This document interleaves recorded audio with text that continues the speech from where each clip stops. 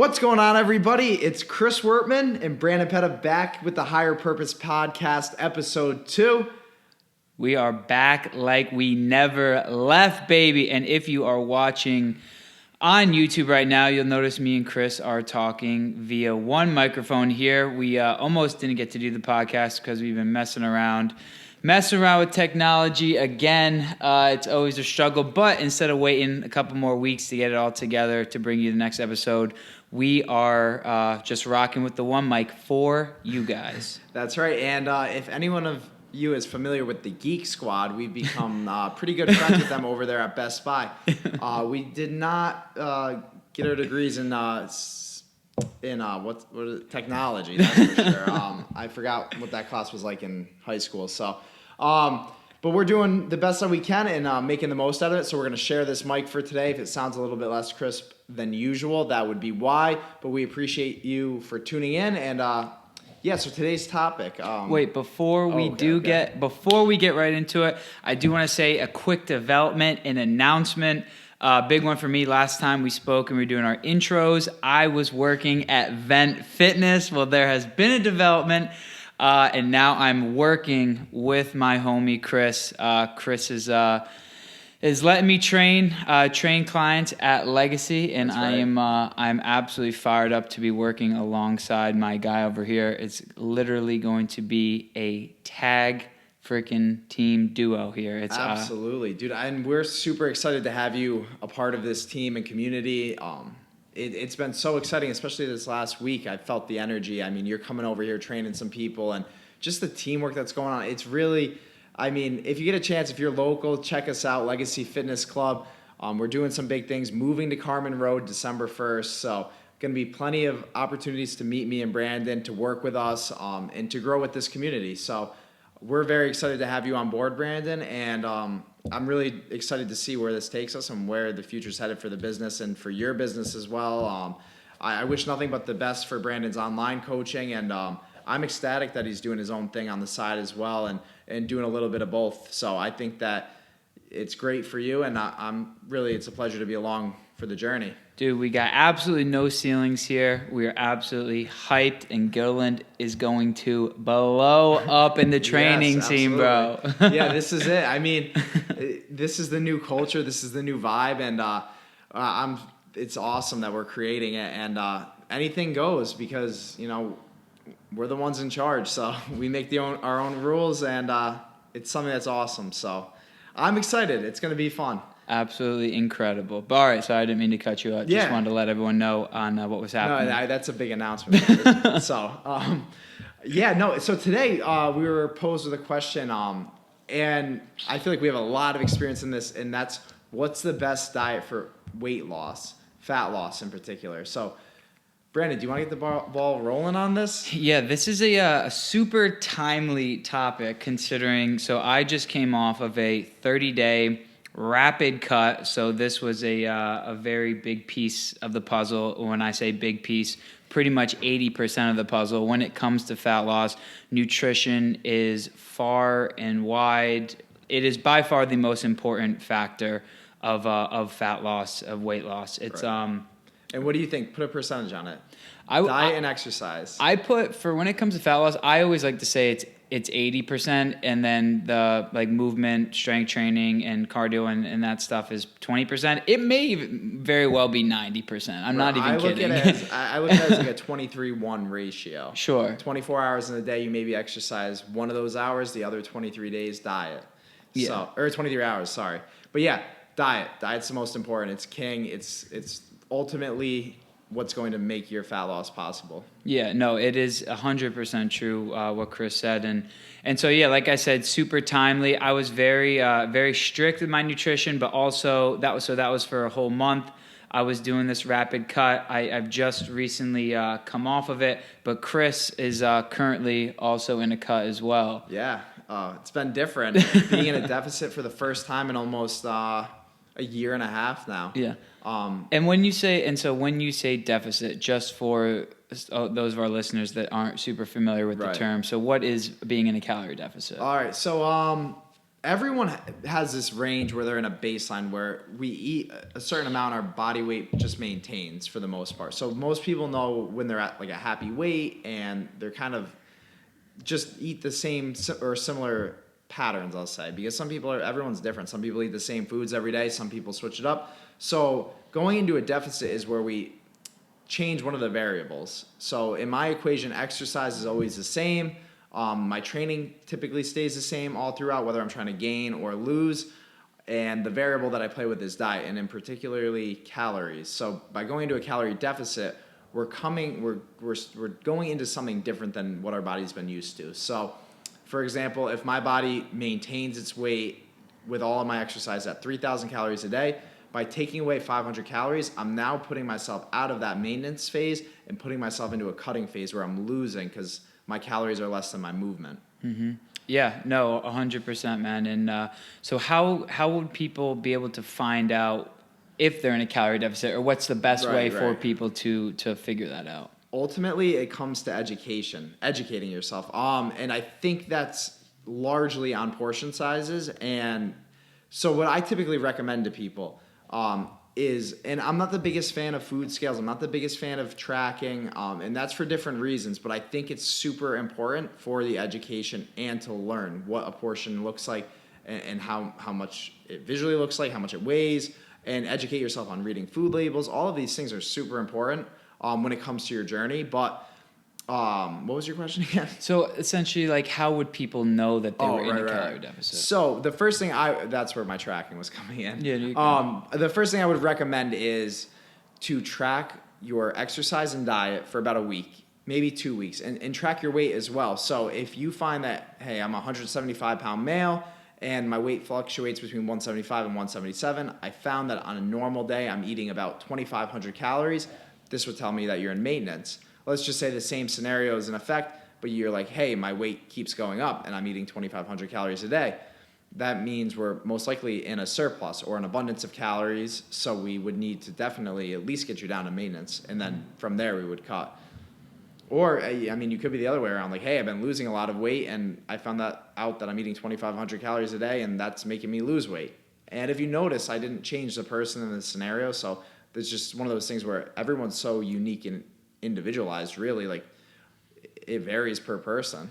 And it's almost impossible to find your exact maintenance calories. But what you can do to get a much better idea is, let's say for a week, maybe 2 weeks, weigh yourself every single day of the week. Some days the scale is going to fly up. Other days it's going to be lower. It's going to zig and zag. And there are so many variables and reasons why the scale fluctuates. And we can get into that in a different episode. But when it comes to being in a deficit, what you want to do is weigh yourself every single day for about a week or two and notice the trend that the scale is going in. If the average of your scale weight over that week or two is a trend that your weight is going in a downward direction, then you are in a calorie deficit. If it's staying around the same in those 2 weeks, then you're probably right at maintenance. And if it's going up over the average of those 2 weeks, then you're in a surplus. So it is going to be your job to stay on top of that and not just freak out when the scale, for example, if you're trying to lose fat and the scale jumps up one day.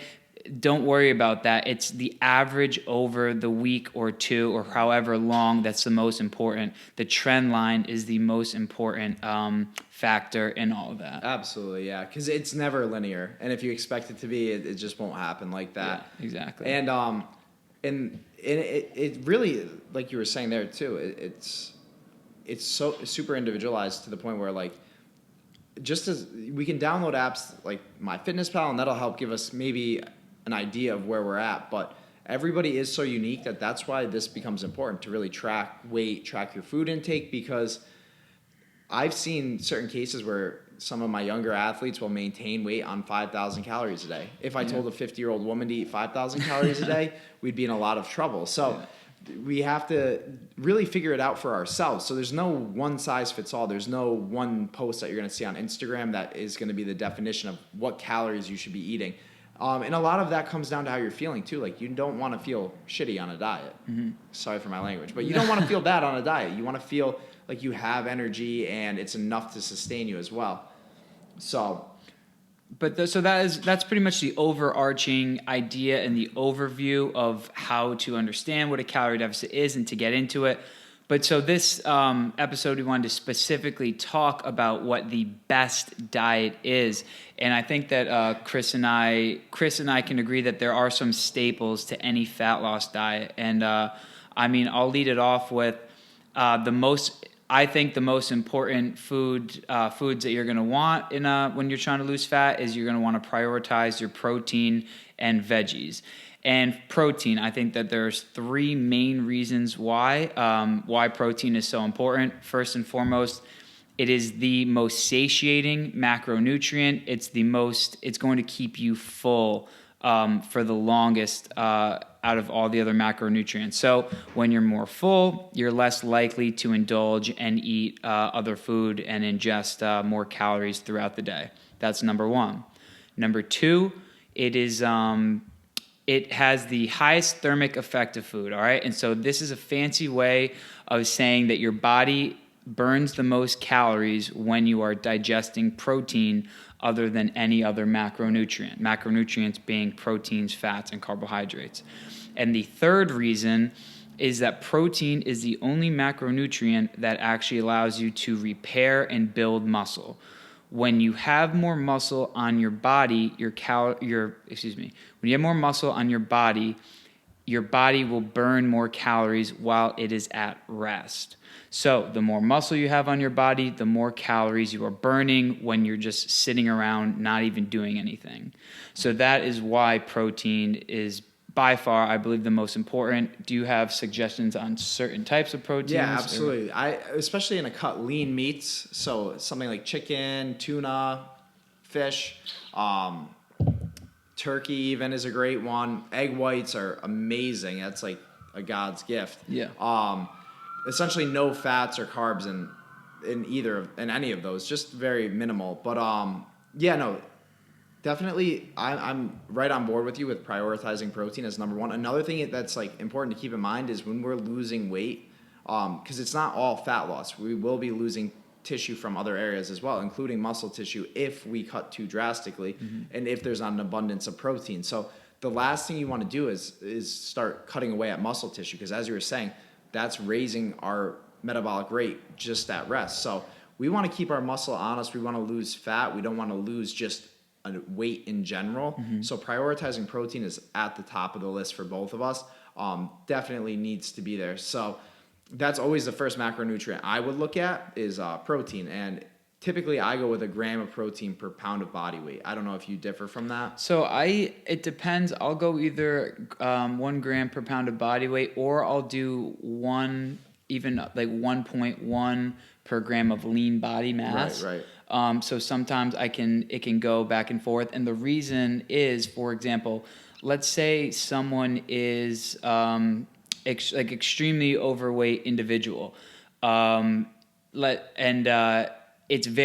can be very difficult for someone, for example, who is like obese or something, to hit that number per if it's of their body weight. So it depends on the case and the situation. Typically I would go 1 gram per pound of body weight, but sometimes I would go 1 to 1.1 per gram of lean body mass. And even in my bodybuilding career, I know we've taken it as high as 1.5 grams of protein per pound. And that was more or less something that I had actually read in a study about the preservation of tissue and also the metabolic effect of digesting all that protein. So it's something that I've utilized myself. So, but yeah, I'd say around a gram or 1.1 per pound of lean body mass. It's a great place to start. And then after that, when it comes to a cutting diet, I always look at fats. So I like to aim for about 0.3 to 0.5 grams of fat per pound. And that's really for general health purposes. A lot of people don't understand or don't know maybe that fats are important in our skin health, our brain health, joint health, as well as hormone production. So typically what we'll see is people want to go on a diet, so they eat chicken and rice, egg whites and broccoli, certain foods that are really lean. And by doing that, we're cutting out healthy fats from our life, and they're essential. We need them.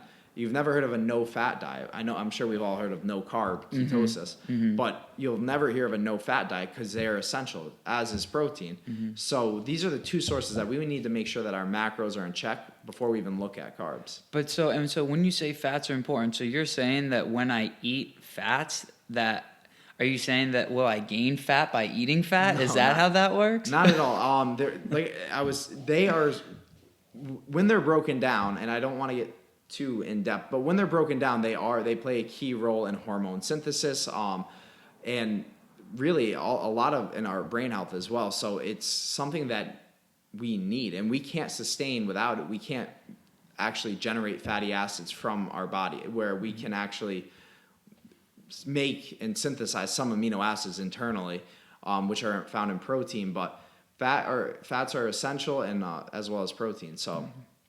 And then, so I think another thing Chris and I agree on is that this might be fairly obvious, but how important veggies are going to be. Right. And not all veggies are created equal. Obviously, veggies just in general for overall health, like all veggies are going to have great micronutrients and you're going to get your vitamins and minerals from them. But when it comes to losing fat, the ones that you're going to get the most bang for your buck are going to be the dark green leafy veggies. So that's going to be your spinach, your broccoli, your asparagus. Yeah. The beauty of those ones is that you can eat a ton of them, and it's not and you're not ingesting too many calories. So that's why a good rule of thumb is that on any of your plates for breakfast, lunch, or dinner, you fill up half of that plate with veggies. Absolutely. You can eat a ton of volume, a lot of food, and it's not that calorically dense. Right. And if you're one of those people that are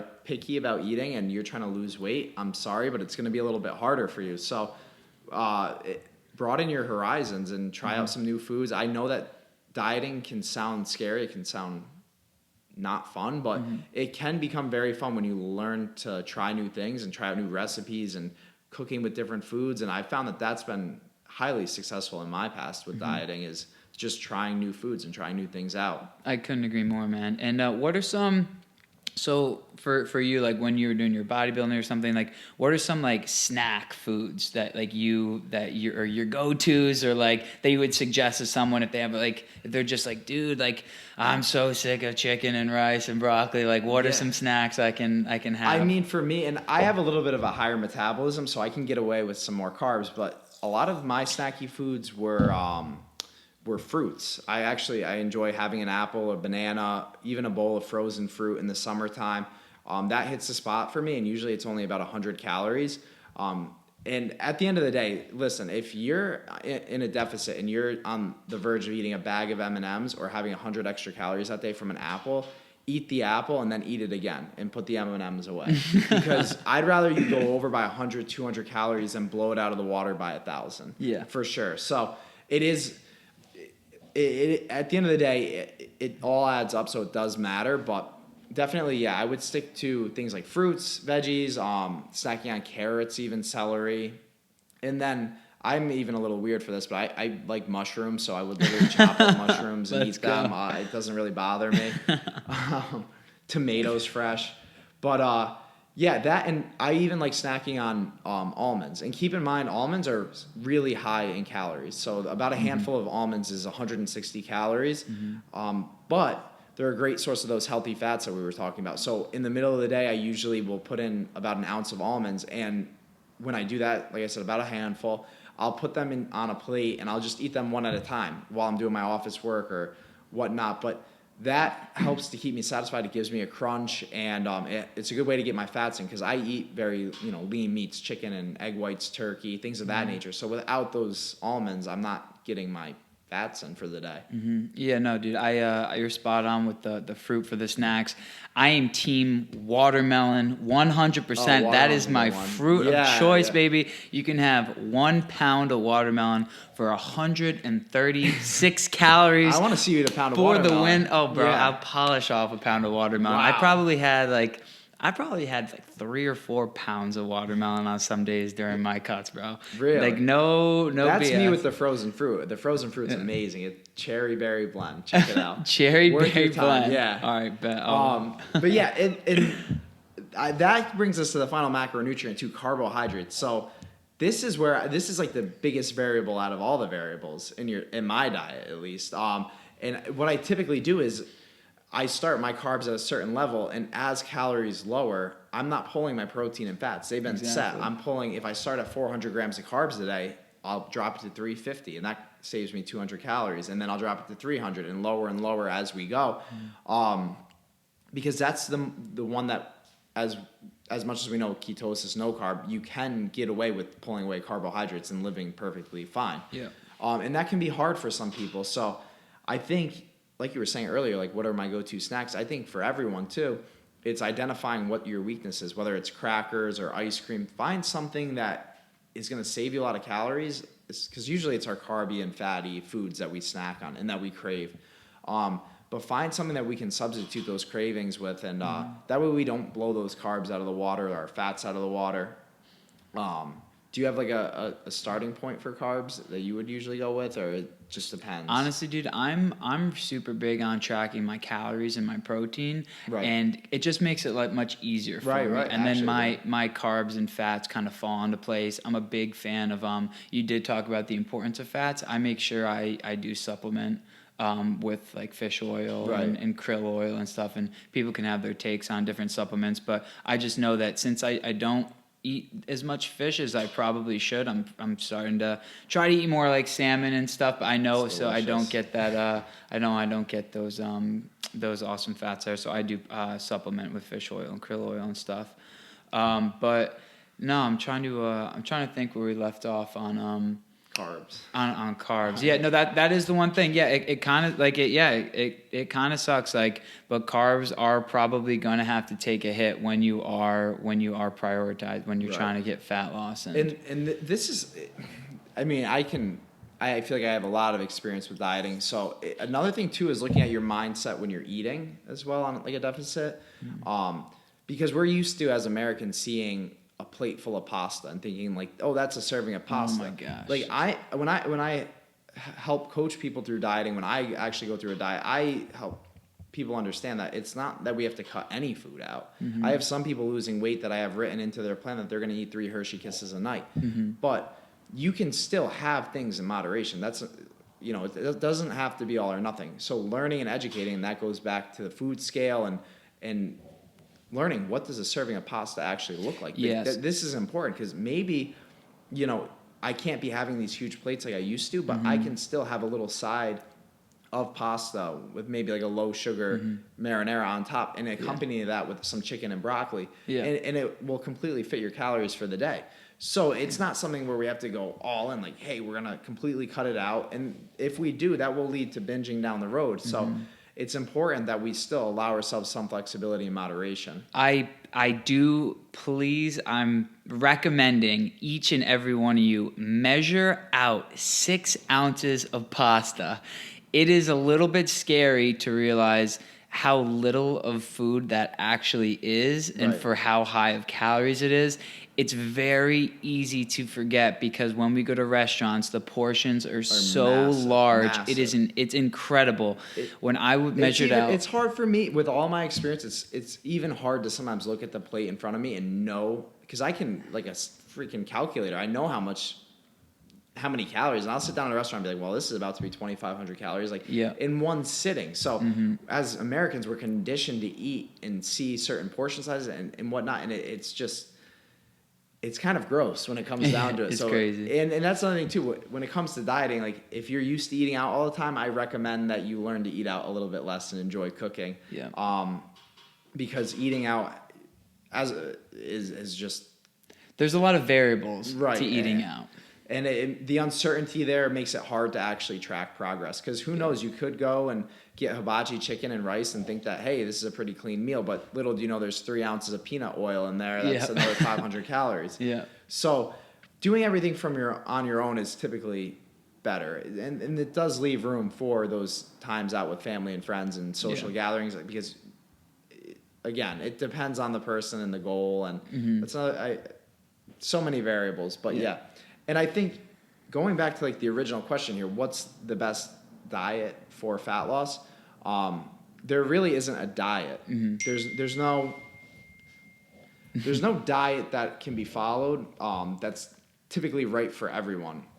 So it really comes down to how it's going to best fit your lifestyle, for sure. So many people. So there are also like there's so many different quote unquote diets. Whether it's keto, whether people are following Weight Watchers, whether people are going vegan or carnivore or paleo. And the number one question I say to people when they tell me that, I say, "Are you going to do it the rest of your life?" Sure. 100% of the time they say, "Well, no, I just need to lose weight." And it's working. I was like, yeah, of course keto is working. Your glycogen stores are depleted and you're down 5 pounds. All right? In 1 week. Let me know how you do in a month. Yeah. And I've heard of people that are successful off of ketosis and keto dieting, but typically what happens is they might be successful for 2, 3, 4 months, and when they go to reintroduce carbs, things go a different direction.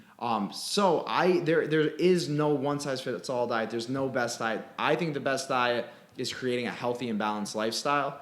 And if you're not doing this as a lifestyle and making these permanent changes, you're not going to be successful. And even if you lose the 20 pounds, it's probably going to come right back on. It's all about having a sustainable fat loss, and one that you can, you learn to incorporate all different types of foods and figure out what works best for you. Like for the keto people out there, one way like it does work for a lot of people is because you are prioritizing so much protein and limiting carbs, so you are fuller for longer. So yeah, it can work. Like if people really enjoy meats or this and that and don't really care about carbs, then sure, go for keto. Like there's no typically follow up with the, are you gonna skip birthday cake on your next birthday? And they say no, and I say, all right, well you're not gonna be keto. Well, you're not gonna be in ketosis for much longer. Yeah. So, and that's where, I mean, like you said, at the end of the day, weight loss, fat loss is a simple equation. As complicated as people make it, it's calories in, calories out. So if we want to lose weight, we need to create an environment where we're eating in that deficit, like we mentioned earlier, and eating less than we're burning, which causes us to pull from fat stores that we've now stored for energy to get us through the day, to get us through our exercise. So the best way to do that is to create a lifestyle, to create a way, something that you can sustain for a long term and a long period of time. And that's going to be your most successful way of dieting. Yeah, I couldn't agree more, man. And I just I was just thinking about the back of my head some like quick tips and things when you are in fat loss that help a lot. Like for example, at the end of the night, like if you are like super hungry, need a snack, like try for that first snack to make it a protein so that you do get fuller quickly.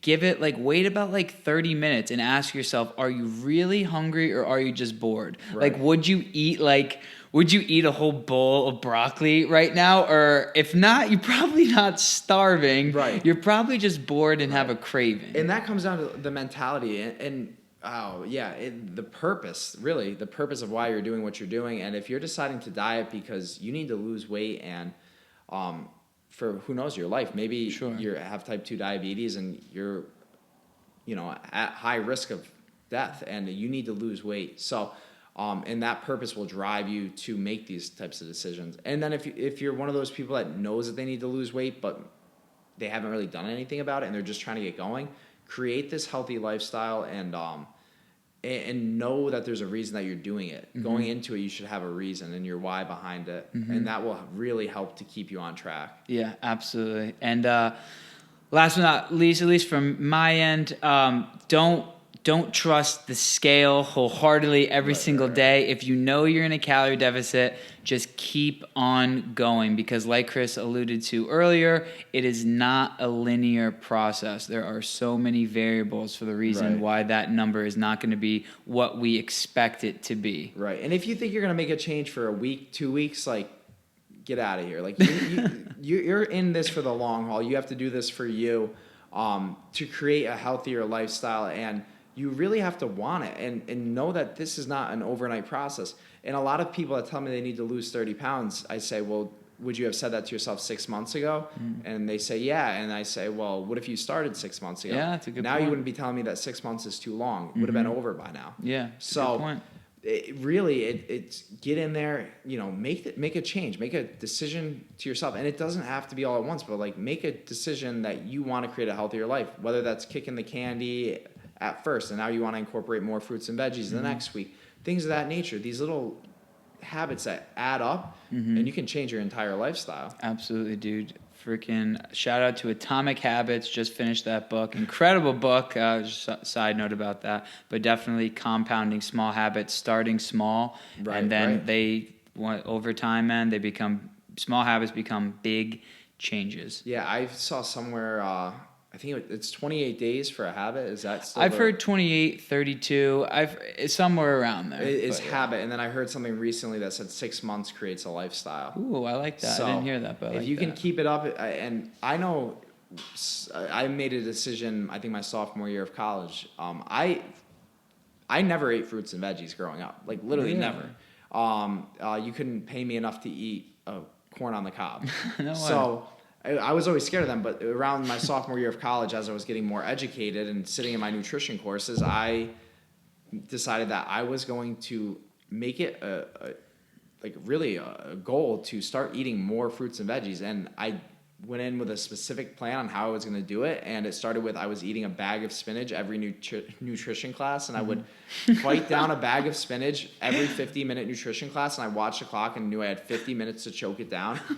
And it started with spinach. And when I found out that it wasn't going to kill me, it went to kale and broccoli. And next thing you know, I started experimenting. And now I can't go a day without fruits and veggies. Yeah, Like they're in every single meal that I eat. Absolutely. So and now I've created that lifestyle. And that's a true story. You can ask any of my college friends. I used to sit in the back of nutrition education class and I would eat a bag of spinach and then it turned into a bag of spinach and a thing of carrots every single day. And people would take Snapchats and laugh at me. But I knew that my future kids would thank me for making some healthier decisions. Absolutely. So that's what drove me to do it. And yeah, I feel better because of it. And you heard it here first on the Higher Purpose podcast. It is never too late to change. Shout it from the freaking rooftops. Never too late to change. I don't care if you're 20, 30, 40, 50, you're not lost. You can still make a change. There's people here for you. You know what you need to do. Most people already know what they need to do. Exactly. So go out there and do it. What's stopping you? Exactly. Yo. At the end of the day, calories in versus calories out. Track your food, track your weight, learn where you're at. Do you need to take some calories out, add some in, add some extra activity? Experiment with yourself. You got to experiment. Right. And if you want to gain weight and build muscle, go up. If you want to maintain, stay there. And like many of us, we want to lose a few pounds. We're going to have to drop below there. And that's going to take a little bit of discipline, but you can do it because you have a higher purpose. You absolutely freaking can. Let's go, right. Chris. So thank you guys very much for tuning in. That's our take on fat loss, weight loss, and dieting. For any more tips or tricks, please feel free to comment. Let us know. Reach out to us on Instagram. Shoot us a text. Stop by the new Legacy Fitness Club and ask us in person. We'd be happy to help. But until next time. Stay... I was gonna do like a send off, like stay classy, San Diego. This is raw too. No editing. Take it easy, everybody. Live for your higher purpose. Peace. Peace out.